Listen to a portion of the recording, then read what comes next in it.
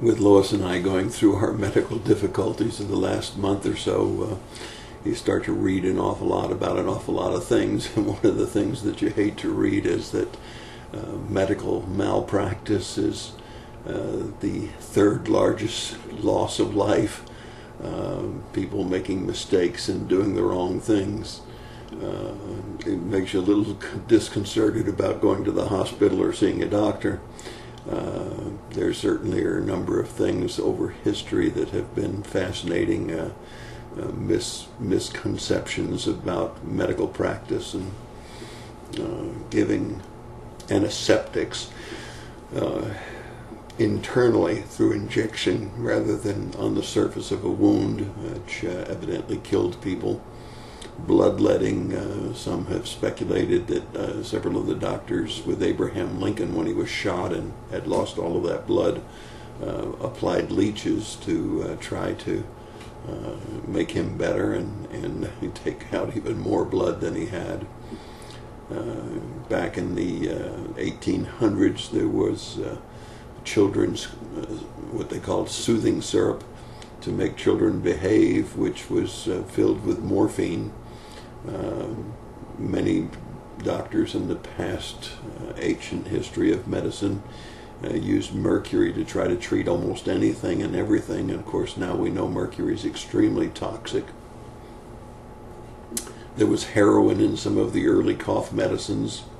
And there was even the ridiculous thing called urine therapy, where urine was applied to the body to try to cure ailments. So we're talking about a lot of terrible practices, and we hear stories about wrong patients being treated. We hear about wrong legs, wrong arms being treated, wrong section of the brain.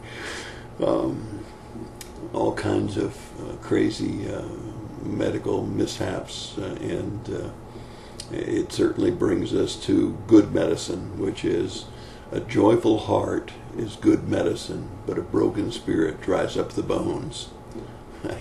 It's a great verse, and I know that those of you who understand joyful heart certainly would understand Proverbs 17:22, where it says a joyful heart is good medicine, but a broken spirit dries up the bones. So in spite of all of the medical mishaps over the history of medicine, and in spite of all of the malpractice kinds of things and the dangers of today's modern medicine, we still recognize that God's got a good medicine, and that's a cheerful heart. How do you get a cheerful heart? You get a cheerful heart by knowing Jesus as your Savior, by reading His Word, by recognizing His goodness, His grace, and His mercy. And so I hope today, as the week is winding down and you're looking forward to a weekend of some recreation and some rest and hopefully a church service on Sunday, that you're going to have some good medicine, a cheerful heart, and that you'll not have a broken spirit which will dry up your bones. That's your thought for the day. God bless you, and have a cheerful heart.